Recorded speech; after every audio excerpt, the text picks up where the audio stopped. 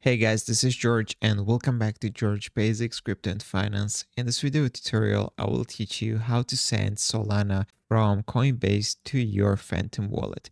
So first of all, guys, you need to open your Phantom wallet, and the first thing we need to do is copy our Solana address from our Phantom wallet.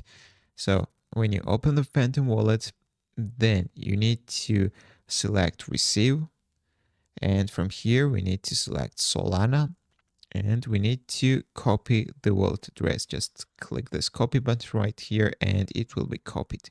Now we need to close our Phantom wallet, and now we need to open the Coinbase, guys. So once you will open the Coinbase, on the main page you need to select send, guys, right here as you can see on the image, and you will be taken to this page where you need to find Solana. If you can't find it, you can use the search bar in the top.